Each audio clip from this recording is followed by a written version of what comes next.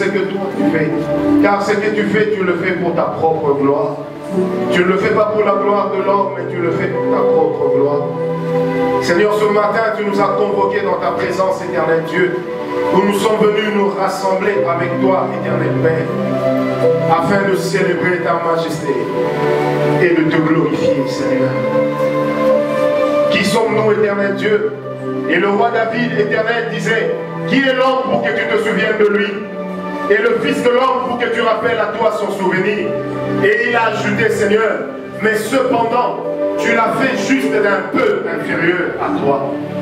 Seigneur, tu ne l'as pas fait comme toi, mais tu l'as fait semblable à toi. Et en termes de pouvoir et d'autorité, tu l'as fait un peu inférieur à toi. Et par l'œuvre de la croix, Seigneur, nous recouvrons cette position qui nous a été donnée le jour de notre création. Qui sommes-nous, éternel, sans toi? Que pouvons-nous, éternel, sans le souffle de l'Esprit? Bénissons l'Éternel, le Dieu des armées. Alléluia. Oh, je sens les flots de sa présence parmi nous. Je ne sais pas l'expliquer, mais je sens qu'il est là. Alléluia. Je sens qu'il est là. Et même je sais qu'il est là. Je sais qu'il est là. Je sais qu'il est là. Je sais qu'il est là. Oh Dieu. Sans toi, je ne suis rien, je ne puis rien. Sans toi, je ne vaux rien. Alléluia. L'intelligence de l'homme ne peut pas l'amener à habiter le royaume des cieux. Encore moins la perspicacité. Seigneur, la sagesse de l'homme ne l'amènera pas au ciel. Mais seul le sang de l'agneau nous amène au ciel. Et nous voulons le dire encore. Sans toi, nous ne sommes rien. Nous ne pouvons rien. Et nous ne valons rien. Alléluia. Sans toi, nous ne sommes rien. Nous ne pouvons rien. Mais aussi, nous ne valons rien. Oh Dieu. Tout raté, mais pas le royaume. Tout raté, pas le scintillement, Seigneur, de ta présence. Pas le rayonnement de ton amour dans nos cœurs, oh Dieu. Car en toi nous avons placé notre confiance, éternelle. C'est en toi que nous avons trouvé nos sources, oh Dieu. Car c'est en toi, éternel Dieu, que l'âme assoiffée vient se désaltérer. C'est en toi, éternel Dieu, que la terre asséchée vient pour être arrosée. Car il est écrit dans le prophète Ésaïe, même dans le désert, je ferai un chemin afin d'amener l'eau jusque dans le désert.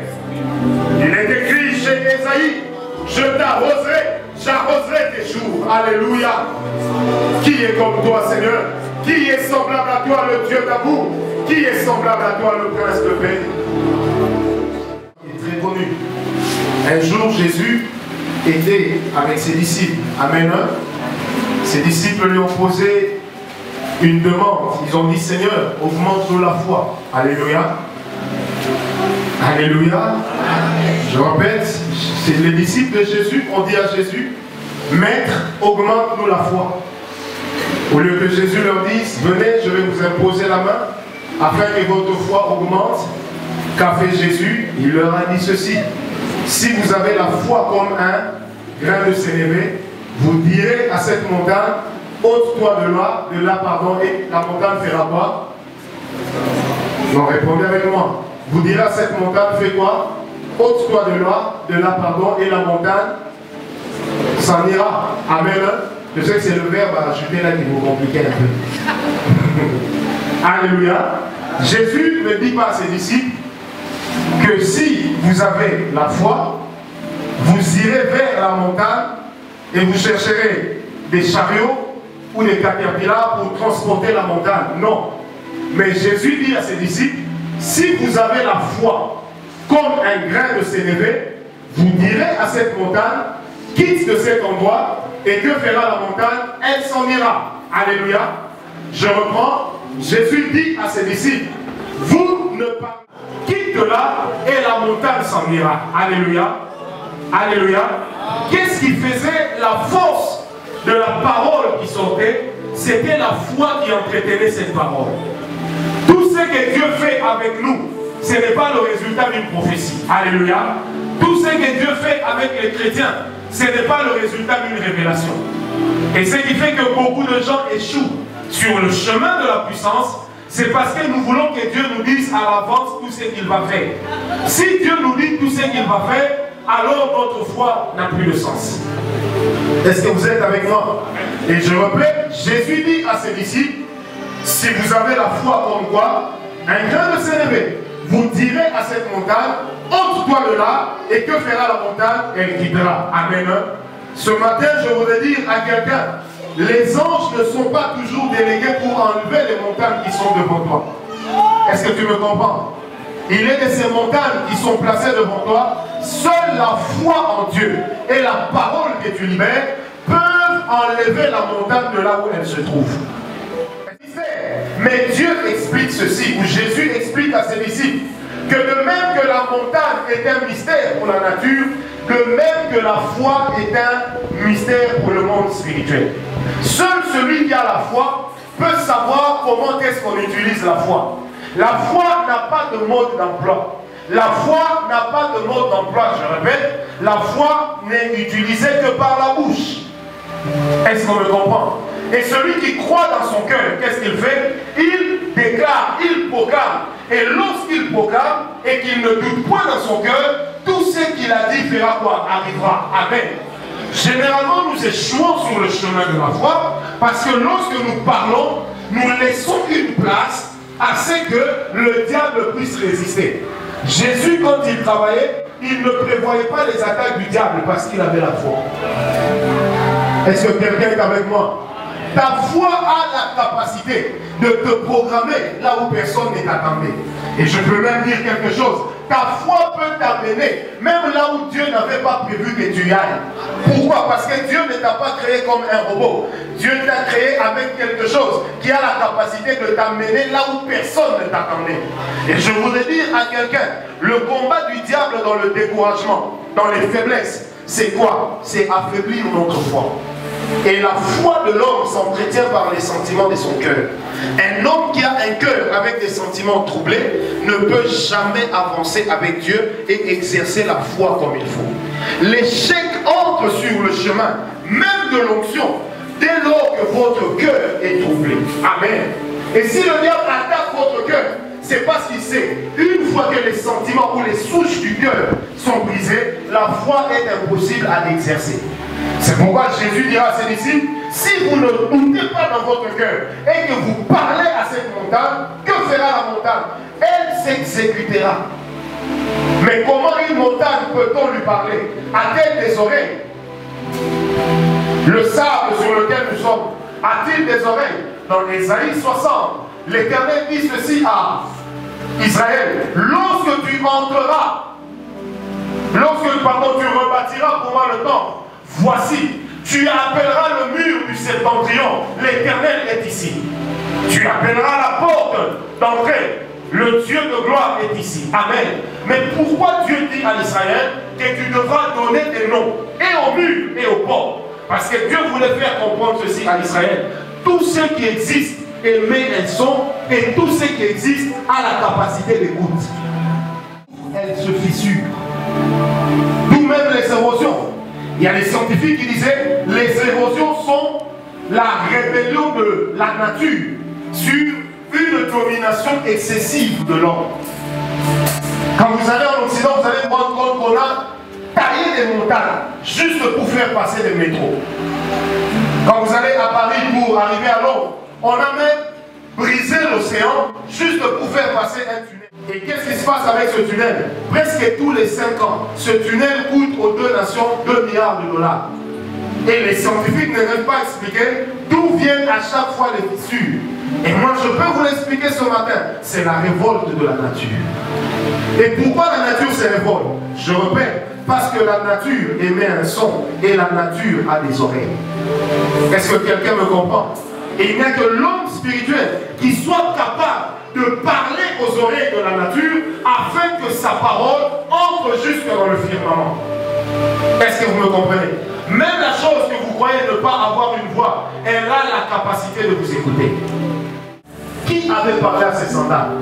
Les sandales devaient obéir à une loi. Laquelle? Tu m'utilises, je m'use.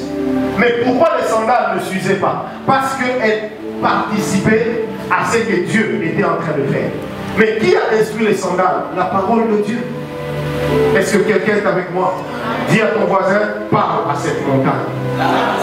Non, dis-lui bien, parle à cette montagne. Alléluia. Toute chose que tu trouves impossible est encore impossible parce que tes yeux les voient comme étant impossible. Mais le jour où tu comprendras que la foi a la capacité de contredire ce que tes yeux ont vu, ce jour-là, tu pourras te programmer dans le plan de Dieu. Alléluia. Frère, la vie ne respecte pas toujours la logique. Si la vie respectait la logique, plusieurs ne seraient pas ce qu'ils sont. Plusieurs n'arriveraient pas là où ils sont. Mais il arrive que la vie respecte les principes de la foi. Est-ce que quelqu'un me comprend? Amen. Et celui qui a la foi ne peut jamais se taire. Parce que la foi doit amener l'homme à faire quoi? À déclarer. Mais il y a une différence entre la déclaration de foi et la déclaration prophétique. Et ce matin, je voudrais qu'on parle sur la déclaration de foi, qui est différente de la déclaration prophétique. Amen. Dis à ton voisin, parle à cette montagne. D'abord parce que ça doit contribuer aux besoins de notre foi. Les épreuves contribuent aux besoins de la foi. Même les problèmes contribuent aux besoins de la foi. Je disais, je ne sais plus à qui hier, je lui aurais dit, vous savez, il n'y a que 3 types d'hommes sur terre qui ne rencontrent pas de problème. Ce sont ceux qui ne sont pas encore nés. Deuxièmement, ce sont ceux qui ne font rien dans la vie. Et troisièmement, ce sont ceux qui sont morts. Celui qui n'est pas né n'a de problème avec personne. Celui qui ne fait rien dans la vie ne gêne personne à part ses parents. Et celui qui est déjà mort, on ne le critique plus. Puisque dans notre culture africaine, le mort est un homme bien. Même si c'était le plus grand sorcier, on dira Alléluia. Et on écrira même RIP, repose en paix. Amen. Même si le vrai sens ce n'est pas repose en paix. Alléluia. Puisque, c'est repose en paix. Mais nous disons souvent retour, bienvenue au pays. Alléluia. Et on amène une gère en disant, nous ne t'oublierons jamais. Et pourtant, on est content des fois qu'il soit parti. Pourquoi? Parce que l'homme qui meurt en Afrique devient un homme bien. Si vous ne voulez pas avoir de problèmes dans la vie, mourrez.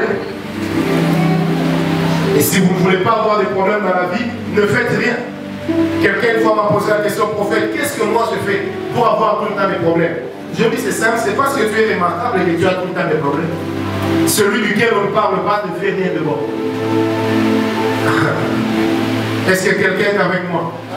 Est-ce que quelqu'un est avec moi?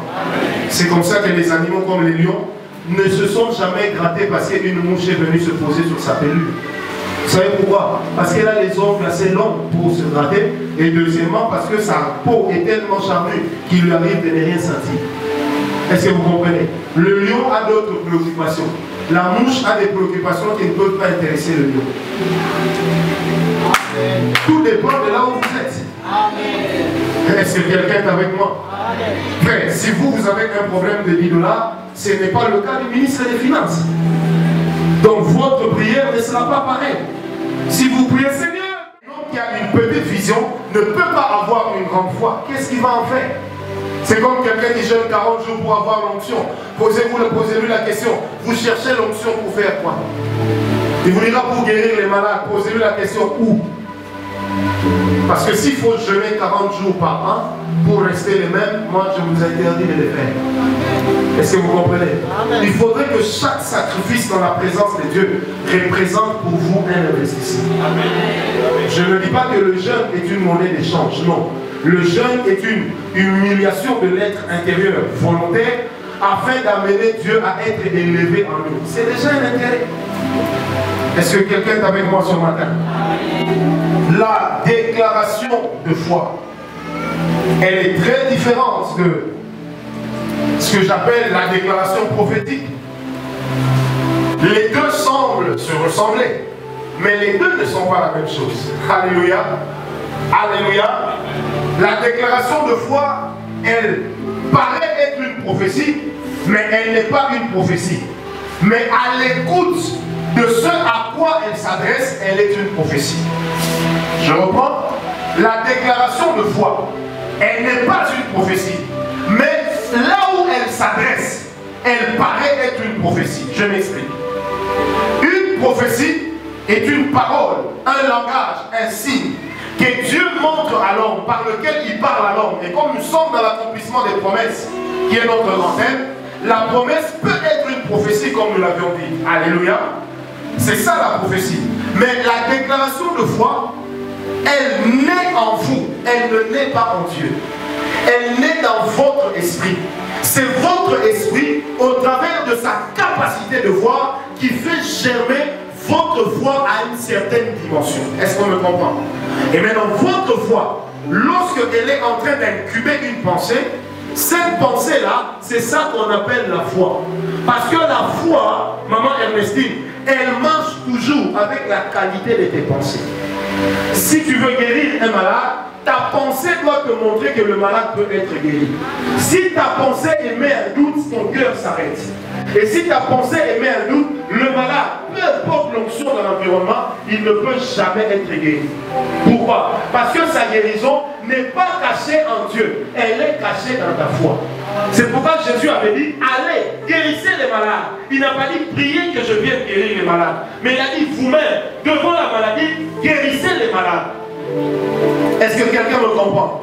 Et celui qui a la foi, quand il libère la déclaration de foi au malade, la maladie reçoit la déclaration de foi, premièrement comme étant une parole d'autorité, mais deuxièmement comme étant une prophétie. Et c'est en cela que la maladie réagit à la parole de foi qui sort de notre bouche, comme si elle était la parole de Dieu. Mais alors qu'elle est la parole d'un homme qui a cru en Dieu. Est-ce que je me suis fait comprendre? Quelqu'un est malade, je peux avoir ma tata, monte ici. Monte ici, Kamonako. Alléluia. La déclaration de foi, viens vers moi. Imaginez que le frère est une déclaration de foi. Il naît dans mon esprit. Il incube dans mon esprit. Amen. Et lui ou cette pensée, elle devient la foi dès le moment où je suis convaincu qu'elle est infaillible. C'est pourquoi celui qui a la foi ne peut pas douter de sa propre pensée. Parce que la foi naît dans ta pensée.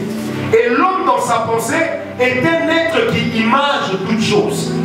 Est-ce que vous me comprenez? Si je dis sœur, viens, avant que tu ne viennes, mais en disant viens, j'ai déjà vu dans mon esprit comment tu viens vers moi.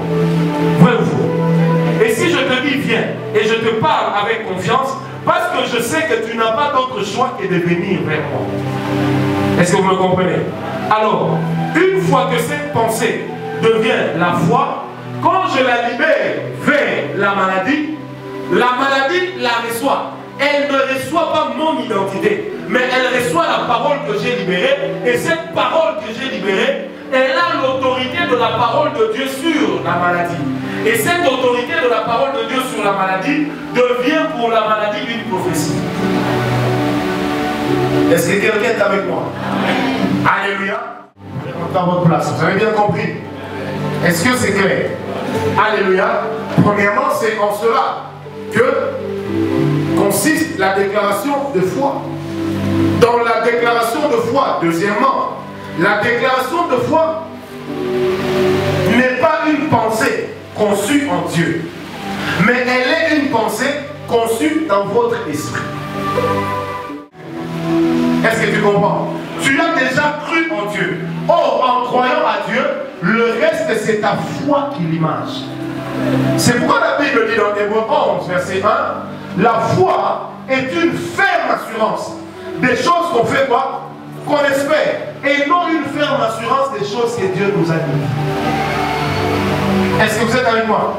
Mais d'où viennent les choses qu'on espère? Elles peuvent venir de la parole de Dieu. Elles peuvent venir aussi d'une prophétie. Mais même la prophétie ne s'impose pas sur vous. Elle est un choix. Est-ce que vous me comprenez? Alléluia. Elle peut même venir du conseil d'un frère, de l'exhortation d'un homme. C'est pourquoi la Bible dit, faute de conseiller, le chemin du juste s'arrête. Et le contraire dit, par les conseils, le chemin du juste s'aplanit. Est-ce que vous êtes avec moi? Alléluia. Donc la déclaration de foi, elle n'est pas conçue en Dieu, mais elle est conçue en vous. Et suivez-moi très bien. La déclaration de foi, elle est d'abord une pensée que vous-même vous avez en vous. Alléluia. Pourquoi? Parce que tout homme sur terre a un objectif qu'il voudrait atteindre. Il a des rêves qu'il voudrait voir réaliser. Et les psychologues disent, quand un homme ne rêve pas, il n'est pas normal. Parce que le rêve fait partie des facultés qui montrent que l'homme vit. Et tes rêves peuvent se transformer en une pensée. Et tes pensées deviennent le soubassement de ta foi. Est-ce que quelqu'un me comprend? C'est pourquoi l'apôtre Paul dit que Dieu fait au-delà de ce que nous pensons, croyons et faisons quoi? Demandons. Premièrement, nous avons pensé. Deuxièmement, nous avons cru à notre pensée. Et troisièmement, nous avons pris notre pensée, nous l'avons présentée à Dieu comme une demande. Mais si nous la présentons à un objectif qui se trouve dans la nature ou qui se trouve quelque part, cette pensée ou cette demande que nous sortons ne va pas vers ces objectifs comme une demande, mais il va vers ces objectifs comme une parole forte que la nature est obligée d'exécuter. Est-ce qu'on me comprend? C'est pourquoi je voudrais te dire ce matin, le plus grand mystère que tu dois chercher dans ta vie, ce n'est pas de connaître comment fait l'autre pour être comme il est, mais c'est de savoir quelles sont les choses derrière lesquelles tu cours et qu'est-ce que tu vois. Parce que ce que tu vois déterminera aussi la qualité de la vie que tu vas mener. Tout dépend de ce que tu vois. Si on donne aux enfants des références dans la vie, c'est pour leur permettre de se forger un certain genre de pensée. Est-ce que vous comprenez? Même si vous n'avez que 1000 francs, par moment, amenez les enfants à Pelou Sport, amenez les enfants à City Market. Pourquoi? C'est simplement pour donner aux enfants une référence. Si vous habituez vos enfants à la boutique, même le jour où ils auront l'argent, ils auront du mal à entrer dans des grands rayons.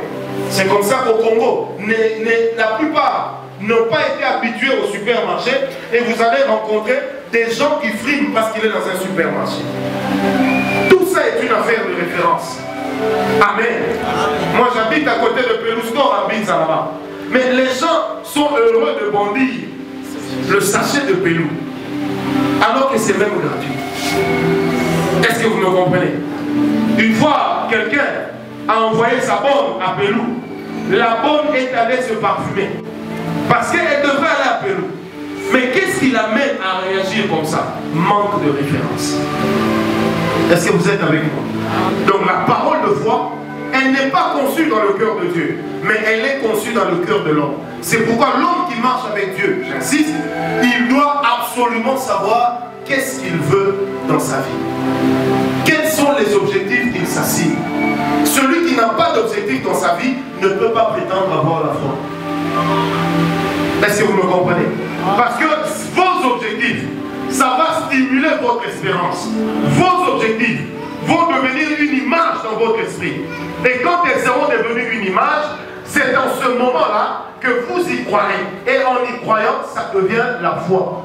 Et cette foi va se définir comme étant une ferme assurance. Ça veut dire quoi? Pourquoi cette assurance est ferme? Ça veut dire, quand vous libérez votre espérance ou votre parole, vous ne laissez pas de doute au fait que ça puisse ne pas marcher. La foi n'obéit pas aux règles de la science. La science dit que ça peut ne pas marcher. Mais la foi n'est pas une règle mathématique mais physique. Si je libère ma foi, là où ma foi va, je crois et je sais qu'elle m'amènera des résultats. Est-ce que quelqu'un me comprend ce matin? Et c'est comme ça que Dieu marche avec nous. Et pourquoi Dieu n'agit pas dans nos vies? Parce que nous avons la foi. Mais la troisième chose qui nous manque, c'est laquelle? C'est de comprendre que la déclaration de foi est d'abord le fait de sortir une parole et que cette parole-là soit le condensé de notre foi. Si vous m'avez compris, docteur, vous dites, Seigneur, je suis fatigué d'être à pied, mais c'est bien. Dieu peut aussi vous donner un vélo ou un scooter. Dieu peut aussi vous donner des skateboards ou des patins en roulette. Patins en roulette, skateboard, vélo, motobécane, toutes ces choses font que vous n'êtes plus à pied. Puisque ces trois choses ont un point commun, elles ont des roues. Même avec la voiture, les skateboards ont toujours 4 roues. La voiture aussi en a 4. Mais celui qui a la foi, quand il parle, qu'est-ce qu'il dit? Il me faut une voiture. Et quand il dit il me faut une voiture, il commence à prendre les attitudes d'un homme qui croit que la voiture arrive. Et ces attitudes-là vont se montrer par sa manière de vivre. Vous savez, la plupart des gens disent Seigneur, donne-moi une voiture. Mais ils sont déjà incapables de prendre un taxi express. Si Dieu vous donne une voiture, vous ne mettrez pas le carburant pour 2000 francs. C'est 1 litre de point 3. Même avec une 190, vous ne pourrez pas démarrer. Il faut une Renault 4 et vous serez démodé. Et ça sera difficile de rendre une action de grâce avec une Renault 4. Est-ce que vous me comprenez? Tout dépend de ce que vous-même vous dites de vous.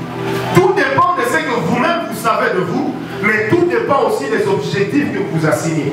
Je voudrais dire à l'église ce matin, la chose en laquelle tu crois, tu dois commencer par la déclarer. Et quand tu déclares la chose en laquelle tu crois, c'est ce qu'on appelle une déclaration de foi. Est-ce que quelqu'un est avec moi?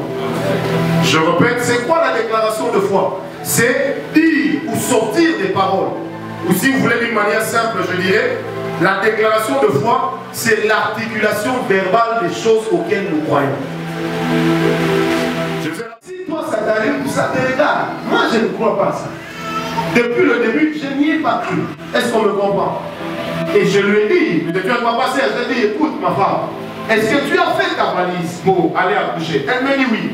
Est-ce que tu es vraiment en forme? Elle me dit oui. Je dis, ben écoute, demain avant 10 h, tu auras déjà accouché. Et je lui ai dit, nous sommes 13 h ici. Il est peut-être 18 h chez vous. Donc à partir de 18 h là, jusque demain, tu auras déjà accouché. 2 heures après, elle m'appelle, elle dit, j'ai accouché. Ce n'est pas que Dieu m'a dit qu'elle allait accoucher par voie basse. Mais j'ai sorti une parole à laquelle j'ai cru. Est-ce que quelqu'un me comprend? Si tu sors une parole à laquelle tu ne crois pas toi-même, c'est un slogan. C'est comme ça que tout homme a un potentiel démagogique. C'est quoi la démagogie? Premièrement, c'est dire des paroles auxquelles soi-même on ne croit pas. Pourquoi on n'y croit pas? Parce que deuxièmement, on sait que c'est ça difficile d'accomplir. Ne dites pas aux chrétiens de ne pas faire de la politique, ils ont déjà un potentiel politique en eux. Tout être humain naît avec un potentiel politique, et je dirais même, ne faisant pas de la démagogie le synonyme de la politique, même si les deux ont la même mère. Et c'est qui leur mère, c'est le pouvoir. Alléluia. Remarquez Sarkozy quand il parle, il peut même emprunter les mots de Hollande pour en faire sien. Pourquoi? Parce qu'il veut atteindre un but. Est-ce que quelqu'un est avec moi? Tu dois être le premier à croire aux paroles que tu déclares. Tu dois être le premier à croire que ce que tu dis va arriver. Et même le secret de la guérison, dans un ministère de guérison, c'est lequel? C'est que tu crois à la parole que tu déclares. De voir où il va est plus grand que celui qui voit ce qui est. Est-ce que quelqu'un me comprend? Celui qui voit où il va, il est plus grand que celui qui voit ce qui est. Vous savez, la qualité même du ministère d'un prophète, ça s'image et ça peut se comprendre par le fait qu'il est de ces gens dont leurs prophéties ne sont que présentes. Est-ce que vous savez que celui qui prophétise, il te dit demain tu auras 1000 $, est moins grand que celui qui te dit dans 100 ans il arrivera telle chose au monde? Vous savez pourquoi? Parce que celui qui prophétise pour de longues durées, sa parole traverse l'épreuve du temps et de l'espace.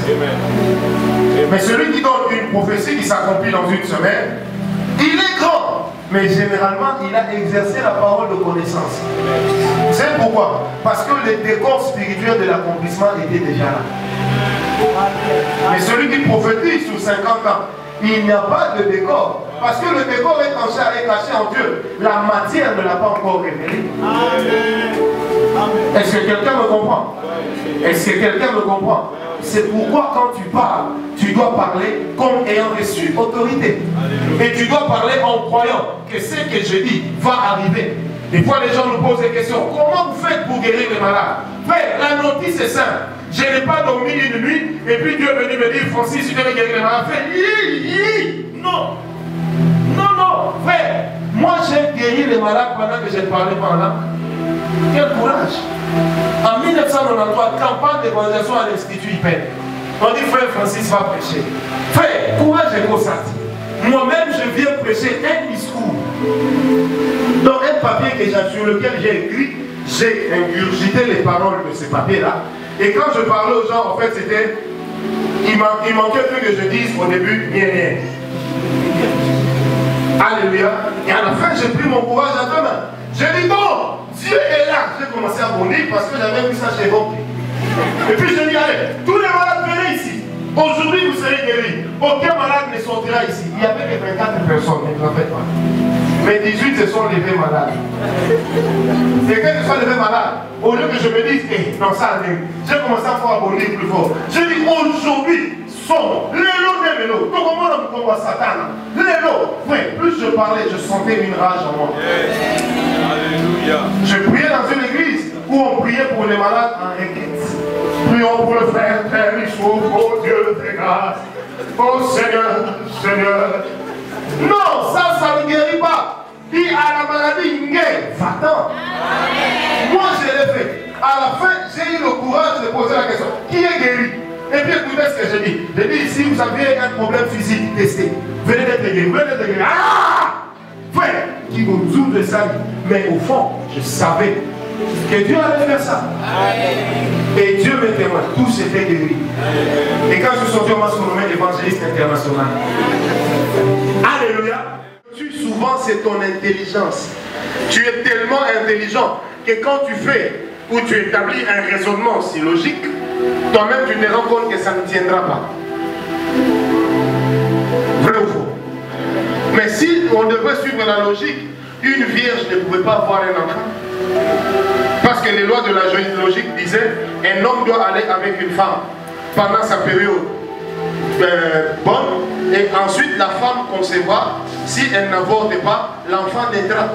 Mais là, la Bible dit, l'ombre du Tout-Puissant te couvrira. Alléluia. Tu tomberas enceinte. Je crois que quand l'Esprit parlait à Marie, même Marie au fond n'y croyait pas trop.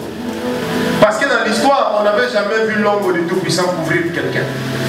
Mais à la fin, elle y a cru. Et Joseph s'est arrangé pour qu'il divorce en secret, qu'il se sépare en secret. L'ange apparaît aussi à Joseph, il dit, n'abandonne pas cette femme, garde-la, épouse-la, et élevez ensemble l'enfant que je vais vous donner. Mais qui d'entre nous peut accepter que sa femme porte un enfant qui n'est pas de lui? Joseph pouvait se dire, c'est que ma femme est sortie avec un monsieur, et ce monsieur-là a des fétiches, c'est comme ça qu'il m'a parlé. Rien ne prouvait à Joseph que c'était l'ange. Si ce n'est la foi. C'est quoi la foi? C'est la liberté de croire ce que tu veux. La foi est plus grande que la démocratie. Parce qu'on ne peut pas la compresser. Tu es libre de croire ce que tu veux.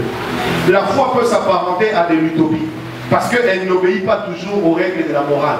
Elle n'obéit pas toujours aux règles de la logique. La foi, elle est la foi. Mais ce qui fait la force de la foi, c'est d'abord la communion qu'on entretient avec Dieu. C'est pourquoi dans Romains 8, la Bible dit, le Saint-Esprit dit à mon esprit que je suis enfant de Dieu. Alléluia. Donc l'homme qui a la foi doit d'abord avoir une relation avec le donneur de la foi. Dieu donne la foi. Mais Dieu ne donne pas l'élément qui compose la foi. L'élément qui compose la foi dépend de ce que tes yeux ont vu et dépend aussi de ce que ta bouche a déclaré. Et ce soir, je voudrais dire à quelqu'un, même si tu te trouves devant un mur, le mur est une preuve que la route continue.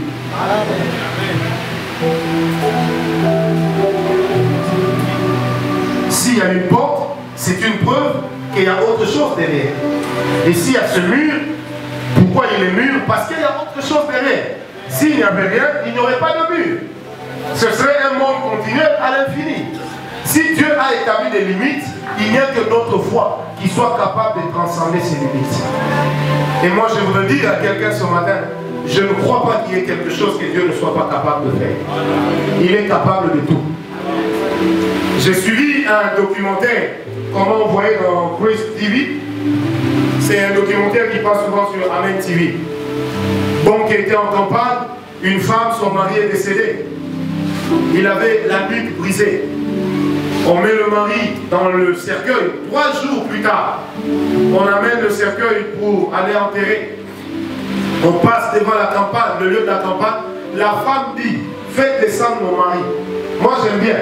Et le pasteur qui témoigne, il dit, les gens ont commencé à se disputer le cercueil. Écota, écotate. Mais la femme dira, moi je suis convaincu, si seulement l'homme de Dieu parle à mon mari, il va se réveiller. Alléluia. Et j'aime bien, le pasteur dira, l'homme qui a enlevé les cotons dans les narines de ce pasteur était un musulman. Moi j'aime ce documentaire. Il dit l'homme qui a ôté les cotons dans les narines du cadavre était un musulman. On a amené le cadavre par derrière parce qu'on avait peur de créer un scandale à cause des enfants en voyant le cercueil. On sort l'homme du cercueil, sa femme leur dit, je crois que si vous priez, cet homme va se réveiller. Et 2 pasteurs se sont mis à côté, puisque ce n'était pas un miracle opéré par Bonki. L'un a commencé à prier à la tête, l'autre au pied. Ils ont imposé les mains. Alors j'aime bien, ce pasteur dira, on a tellement prié. Et au fur et à mesure qu'on priait, notre foi augmentait. À un moment, la tête a bougé. Et je me suis rappelé que cet homme venait de passer 4 jours dans le congélateur. Donc ses membres n'étaient plus aussi agile qu'avant. Il dit, j'ai dit à mon ami pasteur, masse-lui la tête. Moi je vais lui masser les jambes. Et au fur et à mesure qu'il massait, la vie revenait. Le cœur a commencé à battre. Et cet homme est revenu à la vie. Frère, Dieu n'avait pas dit à Bonke que cet homme allait revenir à la vie. Mais sa femme avait vu que son mari était revenu à la vie. Et la foi de sa femme a ramené cet homme à la vie. Et je voudrais dire à quelqu'un ce matin, ta foi est capable de sauver un entier. Ta foi est capable de faire des choses extraordinaires. Mais qu'est-ce qui te manque pour avoir la foi? C'est seulement le doute. Tu doutes tellement que tu es incapable d'avoir la foi. Frère, la foi n'existe pas en dehors de Dieu. Tout celui qui croit en Dieu, il n'a que l'espoir. Or, pour tous ceux qui vivent, il y a une espérance. Mais pour tous ceux qui croient, il y a la foi. Est-ce que quelqu'un est avec moi? Ne sois pas là en train de tout cacher aussi. Il y a des gens que Dieu met à côté de toi, auprès desquels tu dois aller dire, moi, dans ce pays, je serai ministre. Tu sais, moi, je serai président. Moi, je serai DG. Moi, je serai un homme important. Frère, quand on se me connaît, ça fait longtemps que moi je dis que je serai un homme important. Et je le serai. Amen. Comment, je ne sais pas. Mais tout ce que je sais, c'est que quand moi-même je me mis, je vois en moi un homme très important. Quelqu'un me dira, oui, tu es important parce que tu as Christ. Ne t'en fais pas. Lazare aussi avait Christ.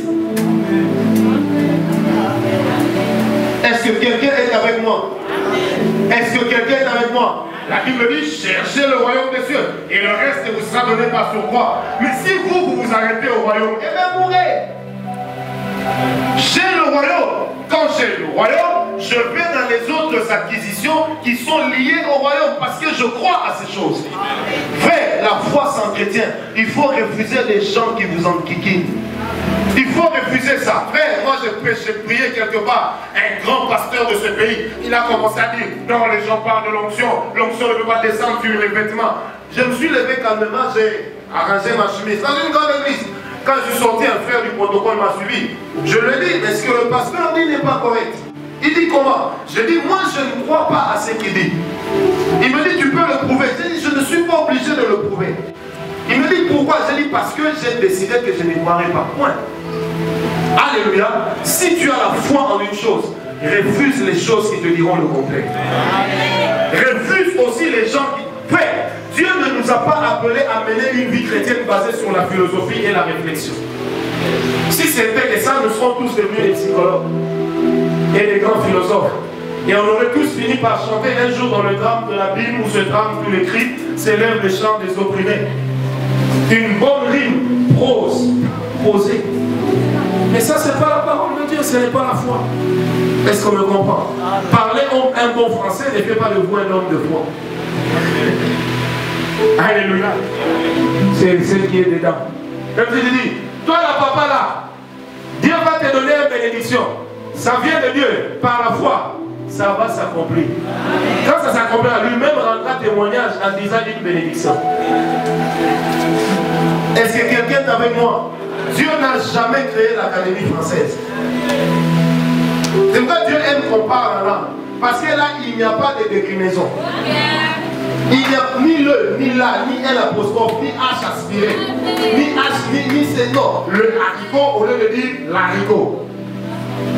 La femme, au lieu de dire le femme. Alors, c'est écrit le femme. Le homme, au lieu de dire l'homme. Vous comprenez? Mais en même temps qu'on parle de l'homme, allez, L apostrophe. Qu'on parle du homme, L-E. C'est compliqué tout ça. Et Dieu aime qu'on parle en langue. Parce que quand on parle en langue, il n'y a pas de loi. Même si tu commences à prier seulement,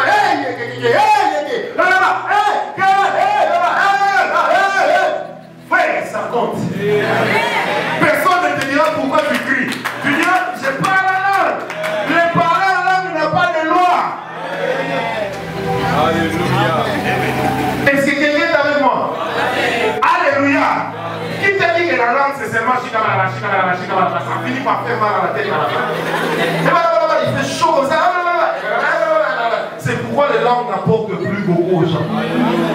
Dis à ton voisin, active ta foi. Il y a des choses, ma petite, auxquelles il faut refuser de croire. Je priais pour une dame, je lui ai dit, il y a une loi contre ta vie. On a dit que toi, tu ne peux pas te marier. On a dit, prophète, annulez cette parole. J'ai dit, ma soeur, tu as aussi une bouche. Je lui ai dit, moi, je gagne quoi ton mariage? Lève-toi, parle. Qu'est-ce que c'est? J'ai dit, parle, tu crois en Dieu, parle.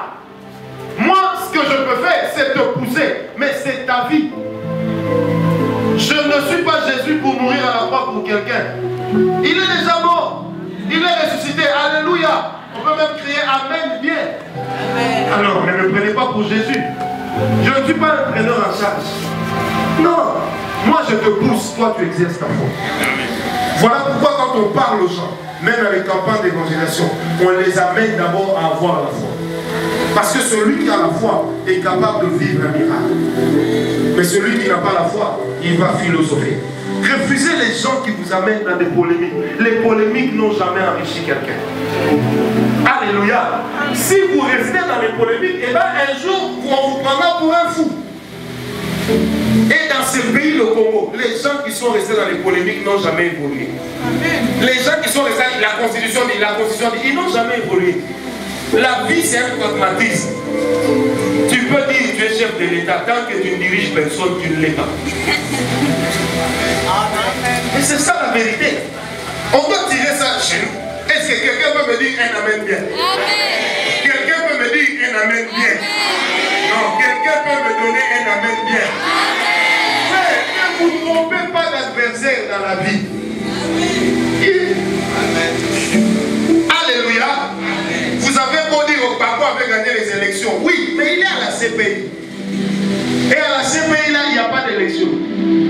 Est-ce que vous me comprenez? Mais la foi ne nie pas l'évidence. Mais la foi peut croire au contraire de l'évidence. On a posé la question à l'aveugle. Qui est celui qui t'a aidé à recouvrir la vue?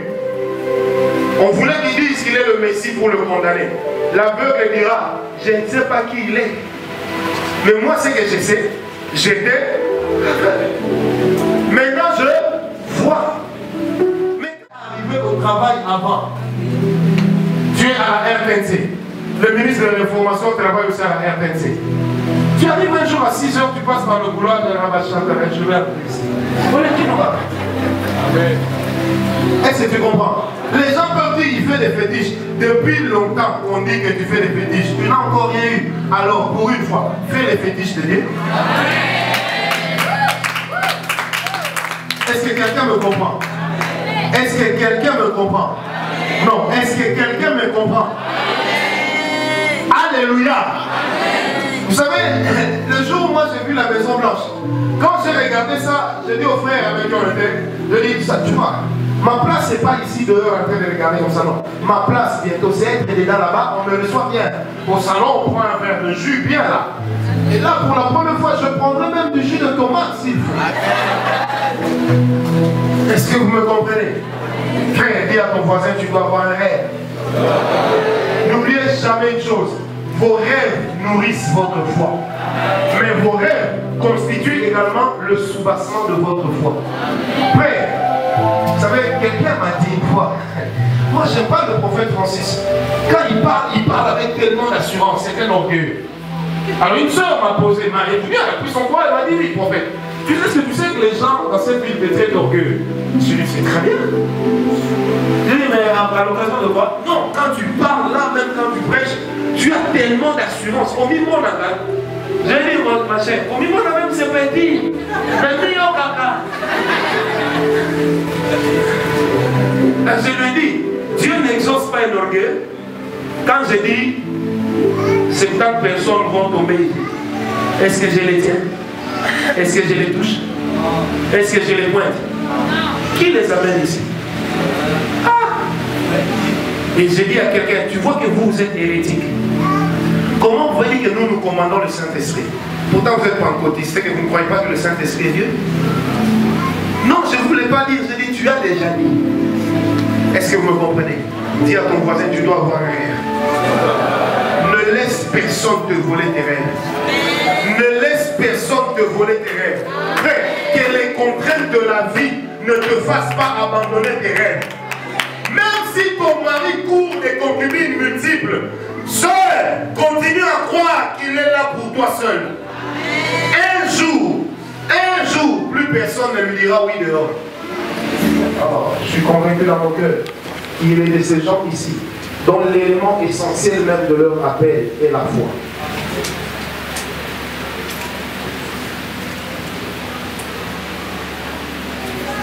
Dont l'élément essentiel même de leur ministère, c'est la foi. Il y a des gens ici qui pataugent encore, non pas parce que Dieu n'a pas accompli ce qu'il avait dit, mais plutôt parce que eux n'ont pas assez cru à ce que Dieu avait dit. Et eux-mêmes n'ont pas rêvé de cela. Et n'ont pas libéré des paroles de foi. Seigneur de Tout-Puissant, je te prie maintenant, Seigneur, de donner de la vitesse à quelqu'un, de donner de la croissance à quelqu'un. Qu'une onction qui bouge les destinées descende sur quelqu'un. Qu'une onction qui bouge les destinées descende dans la vie de quelqu'un.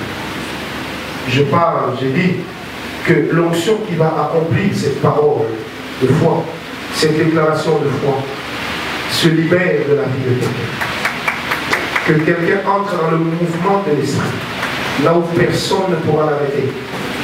J'ai dit que cette onction propulse quelqu'un dans la présence de Dieu.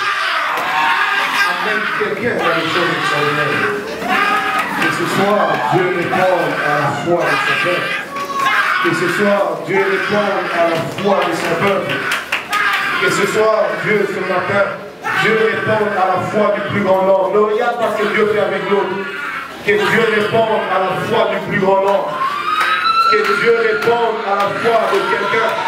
J'ai dit que Dieu réponde à la foi de quelqu'un. Que l'onction descende comme réponse à la foi de quelqu'un. Moi, Nawala, serviteur, apôtre, prophète et docteur de Jésus-Christ, je déclare que quelqu'un reçoive l'onction qui le booste dans sa destinée, qui le booste dans ses rêves. Même si tes rêves paraissent effrénés, et bien ce matin je prie que l'onction qui va te donner de la vitesse, de la puissance et de l'accroissement, que cette onction vienne dans ta vie, que cette onction souffle dans ta vie, que le Dieu de gloire, celui que nous connaissons, que l'on a appelé le Dieu tout-puissant, que ce Dieu se manifeste dans la vie de quelqu'un, qu'il bouge la vie d'une personne, qu'il donne de la vitesse à quelqu'un. J'ai dit qu'il donne de la vitesse à quelqu'un. Je répète qu'il donne de la vitesse à quelqu'un. Qu'il donne de la vitesse à quelqu'un. Qu'il donne de la vitesse à quelqu'un. Qu'il donne de la vitesse à quelqu'un. Père, donne de la vitesse à quelqu'un. Oh Père, je prie, donne de la vitesse à quelqu'un. Que la vie de quelqu'un prenne de la vitesse. Que la vie de quelqu'un prenne une allure incroyable. Seigneur, que celui qui a des rêves, qu'il fasse ses rêves se réaliser avec toi. Que celui qui a eu l'espérance, qu'il la place en toi. Et que celui qui a une parole, qui est venu de toi et même, qu'il te fasse confiance. Père, donne de la vitesse, la Bible dit, les jeunes gens se fatiguent, les vieillards se lassent, mais ceux qui se vole comme l'aigle. Il court et ne se fatigue point. Il vole et ne se lasse point. Dieu, aussi longtemps que nous attendrons que la force soit nôtre, aussi longtemps que nous patienterons que la force soit notre partage. Dieu, nous croyons à ces grandes choses. Nous croyons à ces causeries extraordinaires. Nous croyons, Éternel. Ah, Dieu. Dieu, nous ne croyons pas seulement à l'éternité, mais nous croyons aussi en toi dans le temps.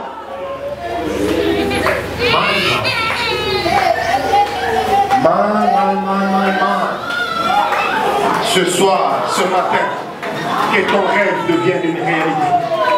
Que ton rêve devienne une réalité spirituelle. J'ai dit que ton rêve devienne une réalité spirituelle. Car c'est la réalité spirituelle que l'on appelle la vérité. Que ton rêve devienne une réalité spirituelle. Que ton rêve acquiert la capacité de la réalité spirituelle.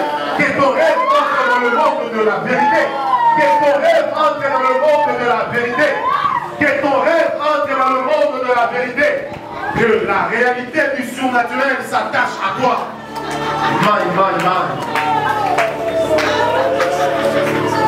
Que ton rêve, j'ai dit, devienne une réalité spirituelle.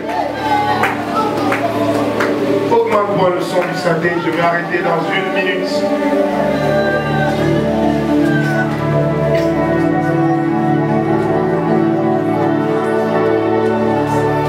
Je sens comme un courant dans ma main.